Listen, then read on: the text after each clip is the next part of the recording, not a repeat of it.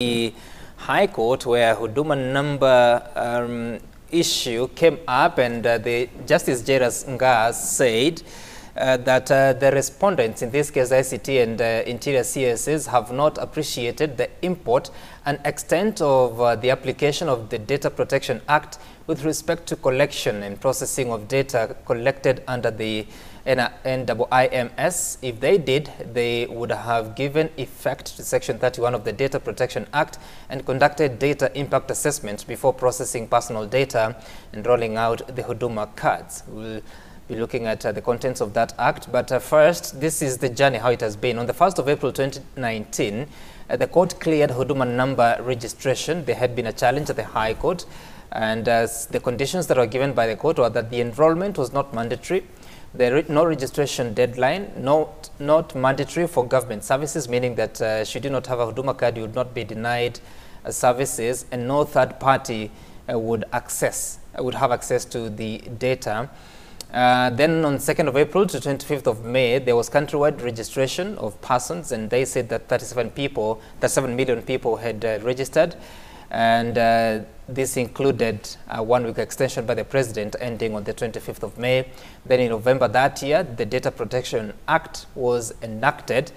Something else to note is that on the 30th of January 2020, High Court cleared the NIMS implementation, and the conditions were that a regulatory framework would be put in place, and that the GPS, geographical positioning system, and DNA details would be left out of the data being collected from the people. And then this is what the Act says. Section 31, subsection 2, description of processing. This is in regards to the data protection impact assessment. It would entail description of processing operations, the purpose of processing, the necessity of processing of the data, an assessment of risks to the rights and freedoms of subjects, in this case Kenyans, and the risk mitigation measures that would be used to protect personal data. This was the finding of the court, now ordering the government to go ahead and make sure that they're able to conduct that Huduma Namba, or rather the data protection assessment. And Dr. Pamela Odhiambo, as you reflect on this journey since April 2019, we are now in October 2021. The term of the president ends in August next year.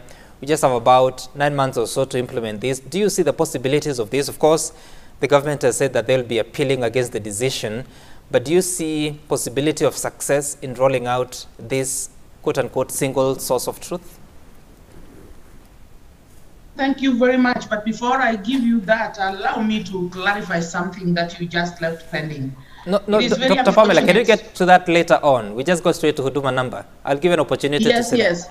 Okay, then. To Huduma Namba, some of the things that have been happening in our country in the corridors of justice of late are very confusing, because I don't know what made somebody keep quiet all that time, and all this data was collected from people and processed, and then when the number or the cards are being rolled out, then it becomes unconstitutional. I find this rather funny, because when we keep knocking out things on the basis of the process and not the content matter and what the import of the whole idea is, then it is almost like saying that when an expectant mother cannot get the child naturally and they're taken through a cesarean, then that child should be even killed plus the mother. You know, that section, as you have highlighted the chronology of events, we find that all these things have been going around the country, and until the enactment of that section 131 of clause 2 and the whole act of Data Processing and Data Protection Act, then it is true that somebody can say, yes, there was an omission. But if we consider why it is important to have the data of Kenyan people, and even how we can facilitate them accessing the facilities and the services of the government faster, then I don't know, because at some stage we are thinking Kenya should go digital. Like in the Western countries, you appear at Amsterdam and they scan your documents, and everywhere else in the world where you are going, they are aware that Pamela is on her way coming here. I think, to me, this was what was important about this whole idea of Huduma number and the data collection. But Dr. Pamela... but it is also very important that this data is protected. However, my question is, even if they say it is illegal, the truth is the data has been collected. So how are we going to recall and undo what has been done? This is the mystery that somebody needs to explain to me, and I believe many other Kenyans are asking the same question. Okay. Okay, all right, that's a fair question. I wish you had someone to respond to this. Let's first listen to what Dr. Fred Matiang'i is saying in regards to that judgment by Justice Jairus Nga. And on the Huduma card and the Huduma number, I want to assure you, I am prepared, and my colleagues in government, we are prepared to go all the way. We have no problem even ending up in the Supreme Court on this matter.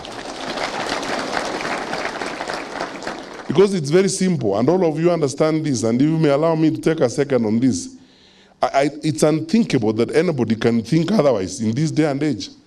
Because if we have data on your ID with the National Registration Bureau, we have data on your birth certificate, we have data on your PIN at KRA, we have data on your driver's license at the NTSA. What we are doing is bringing all that data together so that you are one person, so that you use one card and one number to access services. What is illegal about that? I don't know where some people live. Just go to some countries in the Middle East, the president of Estonia was here the other day, and it's amazing what she told us and what they're able to achieve in terms of technology. We cannot be the only country where you need a handbag to carry your cards, so that, you know, when you get to the petrol station, you remove your bank card. When you go to hospital, you remove another card. When you get to the airport, you remove another document. When you're going to check NHIF, you remove another card. The people who are opposed to this are the cartels who have made a living out of stealing public funds by coming up with all manner of conflicting systems. All right, that's Dr. Fred Matiang'i, of course, making a case for Huduma Number. They will be appealing against this decision. But Speaker Kagusha, what do you make of this? It's 6.5 million Kenyans have already collected their cards, 11.2 million processed, still a long way to go. What do you think will happen in the next 9 or so months? Yeah, well, I also received my message. Maybe I should also collect my card. I have been wondering where it went to. And I want to support government in this program, because if you look at what happens across the world, you do not have information that is scattered all over. It's very, very important what the government is trying to do to bring everything together so that every Kenyan can be able to access all what they require using one route other than using various cards. So sometimes people actually lose those cards. And if you can actually be identified with only one number, and that number you use it for NSSF, NHIF, for medical cards and ID, that works well. Now, I think what has been the problem is that the approval or the courts allowed the government to go ahead processing this card on certain conditions. And the challenge has been that the government has not also been very keen to meet some of those conditions. You recall, we have had a very big challenge with the data that has been available on the IEBC website. Because we have had a lot of information belonging to Kenyans that is open there in the IEBC portal, and that has been misused, accessed and misused by other people who do not have good intentions. You recall... What data exactly from IEBC? You recall we have had a number of cases where people were arrested in some areas in Runda, you know, some people of Chinese descent who have been found with those Excel sheets from IEBC, and they are using that to register cards, and then they register SIM cards, and then they export them to China, where people use these SIM cards from Kenya to enroll for WhatsApp and those kind of other social media platforms. So when data is not properly protected, then it is accessible by other people who do not have good intention. And so what we require to do as government, as much as we recognize that the judiciary is creating certain hurdles, you know, to access or to get to this desired position. I think as government, what we need to do is to also try as much as practically possible to comply with some of those conditions that have been given by the court. For example, like what Justice Gar refers to as Section 31 of the Data Protection Act. I think once you show the attempt to try and comply with these other acts, because all these other acts are government acts, you know, they are enacted through our systems. So once you have been able to comply with this, I don't see any reason why we should not be able to implement the Huduma Namba. Again, the last thing is that there has also been some suspicion, which really sometimes I also don't think is well-founded, that the Huduma Namba might be used, you know, for other ulterior motives by some government functionaries that sometimes don't mean well. But I think sometimes when people are saying that some of them maybe are just fearing the taxman, maybe also catching up with the other dealings, which is also important because government is able to collect resources. When you're able to access all the dealings of every other individual in the country, you're able to collect you know, taxes from even the high and mighty, who sometimes go under and don't always pay taxes, just like the poor people or the normal regular Kenyans do. And Honorable Mbui, when government faces all these hurdles, especially the challenges that have happened to some of government's actions and decisions in court, what does it tell you in as far as how much progress the government can make in the next 9 months? I think there is a real problem of the judiciary and the executive. There seems to be some kind of conflict that started even from the previous President of the Supreme Court, and that fight seems to be going on because it's almost every other law that is being taken back to the courts, and the courts are making a decision against it. And you know, if you look at the chronology of events that you've just presented here on the Huduma Namba, first and foremost, the court did pronounce itself that they could go ahead and collect, you know, and process.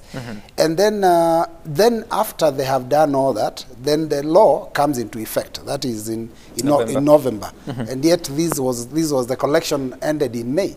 So in November, a law comes into place. And now the judge wants to use this law retrospectively and say, look, you know, there is certain clauses in this law that need to be considered, and that is the impact assessment. Now, the issue is this. If you are to talk about impact assessment, it's not just on the Huduma Namba. It is every information collected from the citizens, including even IBC, because they are collecting info. Actually, they are doing bio data. So all that requires that impact assessment. What does the impact assessment have? What is it that is supposed to be done within the impact assessment that they feel that Huduma Namba did not? We've just heard from Speaker here that even the information we give to Safaricom when we are doing M-Pesa is actually used many times to register people into political parties. New parties like UDA who have no members suddenly have the largest registration because they just go to an M-Pesa shop, pick that record, and then use it. How do you say they don't have members?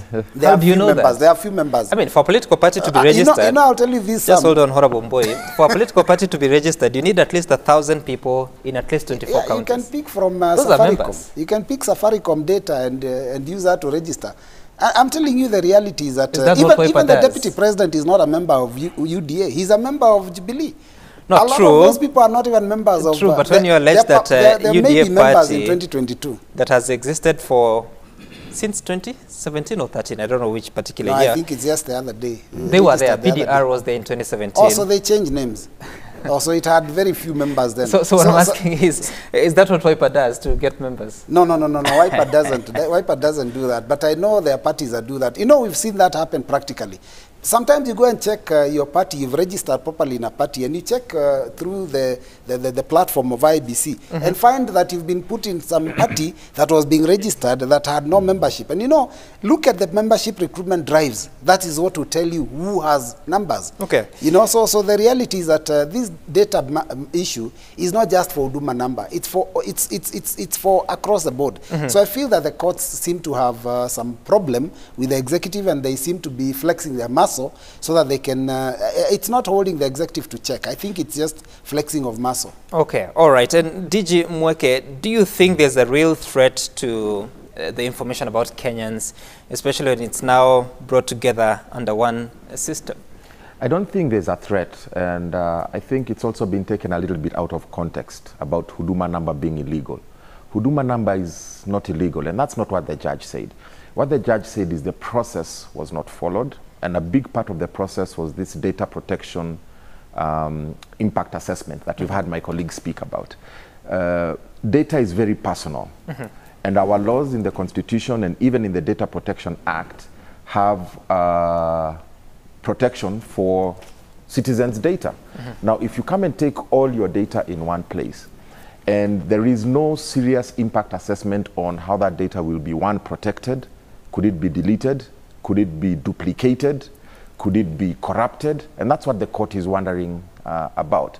Now, the government has been on record against the court saying that you will not access government services without a Huduma number. So can you imagine you enjoy several services under the government. You probably drive a car, you go to hospital under NHIF, you get your pension through NSSF, you get your banking through your ID and all of that. Now, if all of that is put together and somebody comes and deletes your record within the information system of the government, you cease to exist as a person. And that's where the real risk is. And that's what the courts are saying, government, yes, this thing is good. It's good for you to merge all the data together. But the process that you have followed, you've not put safeguards to protect your citizens. And so the court has public interest at heart. And is saying, listen, they've not even stopped the rollout of Huduma Namba. They've just said, before you roll out these cards, can you follow the process as declared in law? But when they say that the rollout was illegal, and goes ahead to say that go and conduct this impact, there's not even a timeline of compliance. Exactly. So that's why I'm saying they've not stopped the rollout. They just said you should not have rolled out Huduma Namba cards until you followed all the laws. You corrected the data. There was no problem in collecting the data, so that happened. Yeah. But now, after you've collected the data and you have it, can you show us how you can protect it? So you do an impact assessment on the same.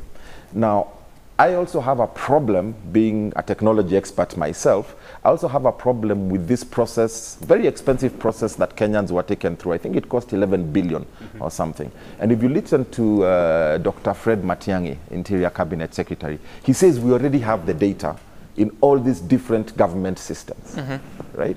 You didn't have to spend all that money getting a brand new system, having Kenyans to go and line up, at some point even threaten them that they won't get any services until they register.